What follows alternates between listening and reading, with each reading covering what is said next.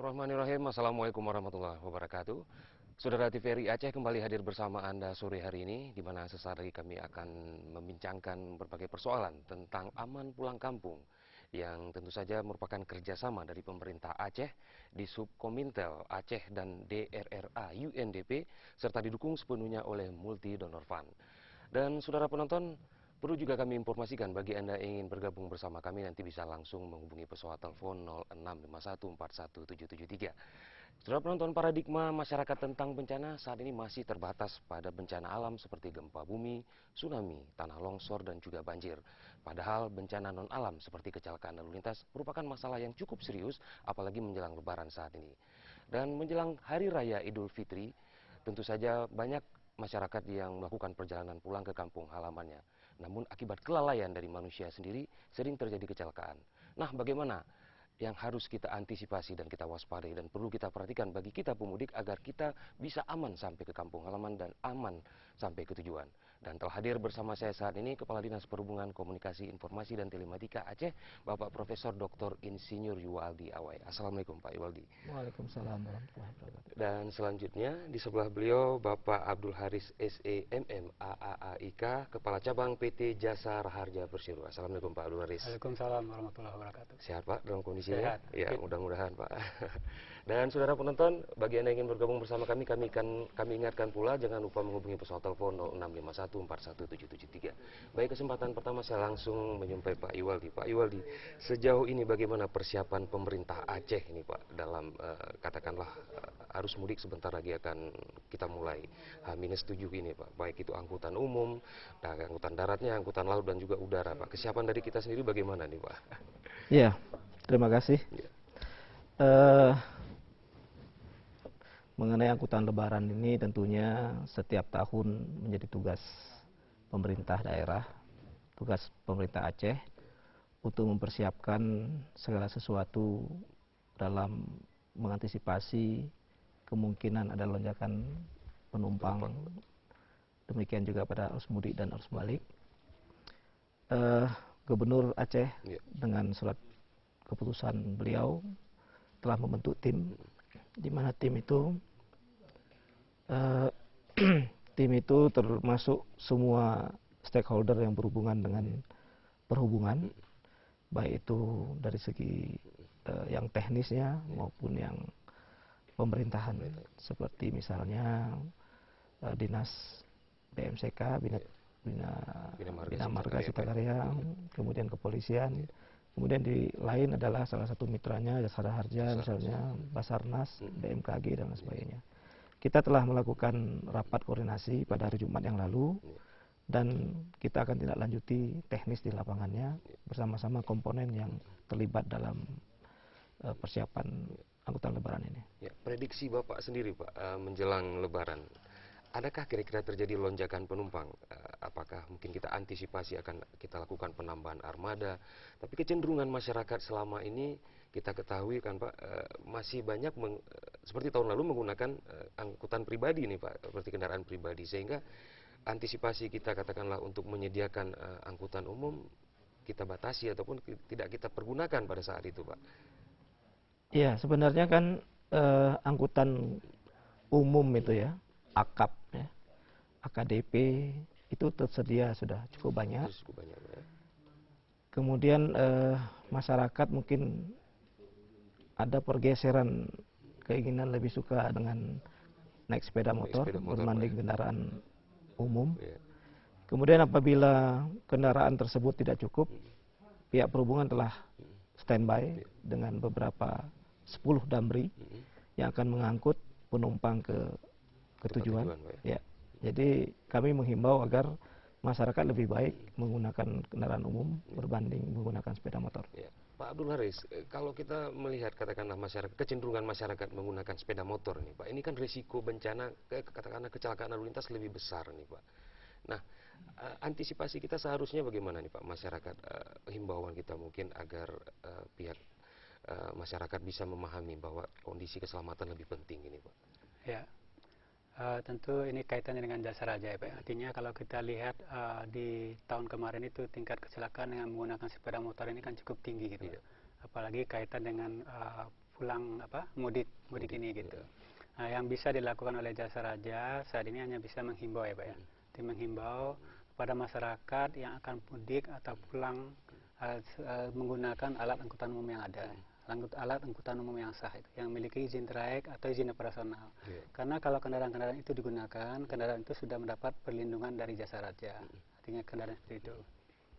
Kalau ingin kendaraannya sampai di kampung, untuk dipergunakan di kampung, bisa saja pulang dengan menggunakan alat angkutan umum, kemudian kendaraannya dikirim secara tersendiri gitu. Hal-hal itu mungkin bisa mengurangi dampak kecelakaan saat ini gitu.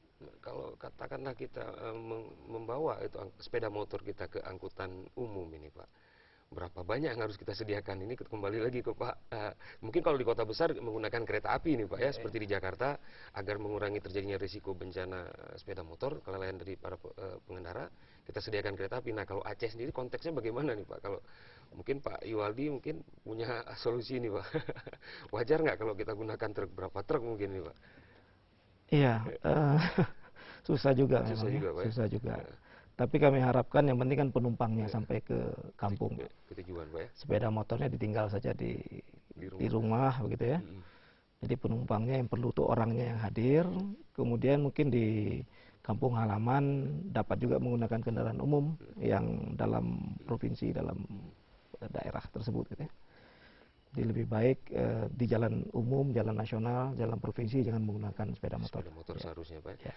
Nah Pak Abdul Haris, kalau kita melihat katakanlah bagi korban ini, katakanlah apabila terjadi kecelakaan, nah mungkin masyarakat banyak yang belum mengetahui, mereka kan seharusnya punya asuransi ini Pak.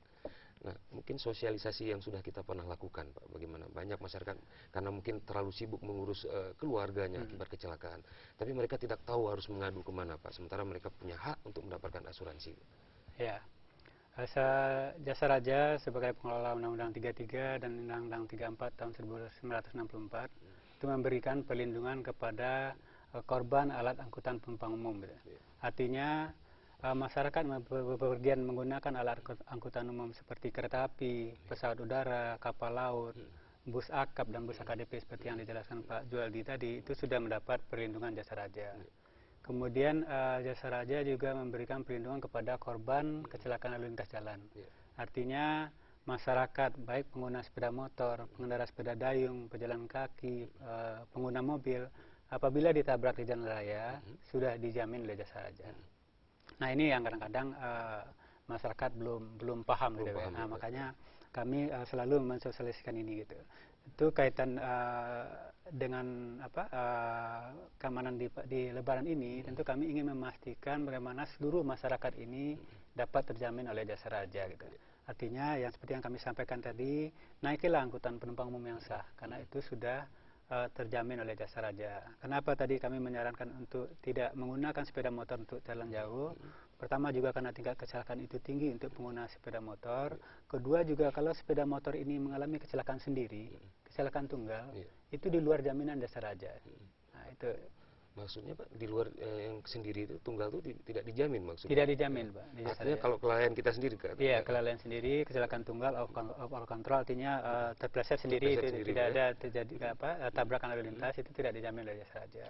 Tapi kalau misalnya dia ditabrak oleh kendaraan lain, atau ditabrak oleh sepeda motor, ditabrak oleh mobil, nah para pihak itu sudah mendapat jaminan Jasa Raja. Ya, kira-kira untuk korban kecelakaan sepeda motor Pak, berapa pertanggungan yang diberikan kepada mereka Pak? Sekarang untuk korban untuk sepeda motor ya Pak ya, itu dijamin di Undang-Undang 34, artinya untuk korban yang meninggal dunia itu dibayar santunan oleh Jasa Raja sebesar 25 juta, kemudian untuk data tetapnya juga sebesar 25 juta, kemudian biaya perawatannya 10 juta. Ini sama dengan juga kalau untuk penumpang alat angkutan umum, santunannya seperti itu tadi gitu. Ya. Termasuk misalnya kejadian antar tabrakan katakanlah Pak dengan bis katanya. Berarti semua penumpang katakanlah yang kecelakaan mengalami luka kita tanggung juga Jasa Raja. Jasa Raja itu menjamin orang yang ditabrak di jalan raya. Nah, dalam hal terjadi tabrakan dua kendaraan, ada salah satu pihak yang dijamin oleh Jasa Raja, kemudian direksi Jasa Raja membuat kebijakan untuk pihak yang bertabrakan ini juga dapat dibayarkan santunannya. Jadi kalau ada terjadi tabrakan sepeda motor, tabrakan bus dengan bus, itu sudah dijamin oleh satu dijamin oleh Jasa Raja, satu sudah dapat dibayarkan oleh Jasa Raja. Baik Pak Abdul Haris. Ya, saudara penonton, perlu juga kami ingatkan kepada Anda, jangan lupa untuk menghubungi pesawat telepon 0651417773. Dan saat ini kami masih juga menanti kedatangan Kasubdit Gakum Satlantas Polda Aceh, Bapak Kompol Syuhada, untuk ikut bersama-sama kita membicarakan tentang aman pulang kampung sore hari ini.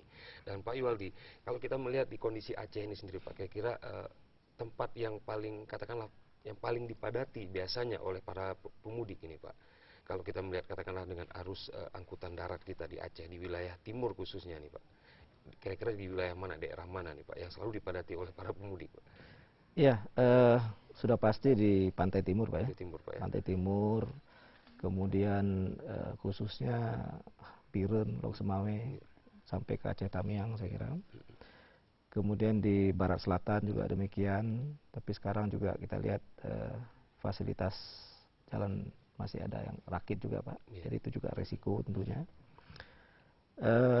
Namun sekali lagi kami bersama dengan kepolisian nanti akan bersama-sama dengan kabupaten kota, perhubungan kota akan membuat pos-pos di sana. Jadi diharapkan kita akan memantau dari provinsi bagaimana arus mudik ya di wilayah mana yang banyak. Kalau kita lihat mulai dari terima telepon dulu Oke. Halo, assalamualaikum. Waalaikumsalam. Ya, dengan siapa nih Pak? Ini Pak. Ya, dengan siapa nih Pak dulu? Masalah Jasa Raja. Sebelumnya dengan siapa dulu nih Pak? Nah ini dari Ijan Sibre. Ijan ya? Iya. Ijan di Sibre. Iya. Silakan Ijan. Ini Pak mau tanya sama Pak Jani. Pak Abdul Haris ya dari Jasa Raja. Ya, silakan Pak. Nah ini masalah kecelakaan ini Pak. Masalah kecelakaan antara Banda Aceh Medan itu katanya yang kecelakaan tunggal itu nggak ada santunan ya. Ya. Nah gitu. Jadi ini masalah ini pengamanan kerbau-kerbau itu banyak kali itu di daerah Lampaku atau di mana-mana itu. Seandainya kendaraan itu terlanggarlah sama kerbau-kerbau itu kayak mana itu? Itu. Terima kasih. Soalnya masyarakat ini nggak bisa diaktifkan masalah kerbau-kerbau itu. Nah, gitu aja Pak. Terima kasih. Terima kasih kembali Pak Ijan. Ya, silakan Assalamualaikum. Pak. Waalaikumsalam. Pak Abdul Haris, ini kan sering sekali masyarakat masih saja melepaskan hewan ternaknya di jalan. Apabila kecelakaan, apakah ini ditanggung ini Pak? Terima kasih Pak Ijan di sebelah. Ya, seperti yang kami jelaskan tadi, Jasa Raja ini hanya menjamin orang yang ditabrak di jalan raya. Gitu. Artinya ditabrak oleh kendaraan. Kalau dalam kasus yang Pak Ijan tadi jelaskan ke saya, bahwa dia menabrak lembu ya Pak ya, yang biasa berkeliaran di jalan raya, itu di luar jaminan Jasa Raja. Gitu. Jasa Raja tidak menjamin terhadap kasus-kasus yang demikian. Ya. Pak Iwaldi, ini kalau kita melihat seperti kasus yang Pak Ijan katakan, ini masyarakat masih hewan ternaknya ini perlu penertiban juga dari pemerintah Acehnya. Mungkin dari Bapak sendiri lah mewakili pemerintah nih Pak, bagaimana nih Pak? Ya, saya kira pemerintah daerah, kabupaten atau pemerintah kota, saya kira sudah membuat peraturan himbauan agar ternak itu tidak boleh berkeliaran. Nah, saya kira tujuannya memang agar tidak menjadi khususnya di jalan raya gitu Pak ya. Dan kebanyakan memang ternak di Aceh ini dia istirahatnya di jalan raya Pak. Terutama malam hari mungkin karena hangat suasananya jadi enak duduk di situ gitu. Jadi saya pikir peraturan daerah yang ada di kabupaten kota yang sudah ditetapkan itu memang harus ditegakkan. Nah, sedangkan provinsi kan lebih banyak kepada hal-hal yang lintas kabupaten kota. Ya. Padahal kita sudah ada kanunnya sendiri Pak ya, bahwa hewan ternak ini tidak boleh dilepaskan sembarangan begitu aja Pak. Ya Pak Iwaldi, kira-kira ada nggak regulasi standar keamanan layanan angkutan umum kita yang kita keluarkan untuk tahun ini mengenai batas kapasitas penumpang, pemeriksaan kelengkapan kendaraan termasuk rem atau lampu, bagaimana nih Pak?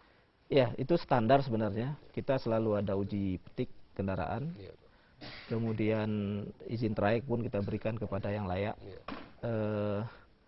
Juga pada saat sekarang perlu saya informasikan memang tidak diberikan kesempatan untuk menaikkan harga gitu Pak ya, sehingga barangkali saya harapkan pengusaha itu tetap memperlakukan tarif yang lama dengan kondisi kendaraan yang tetap baik begitu.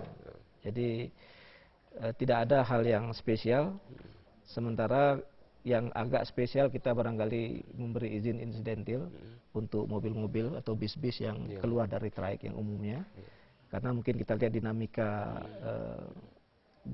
penumpang nanti bagaimana.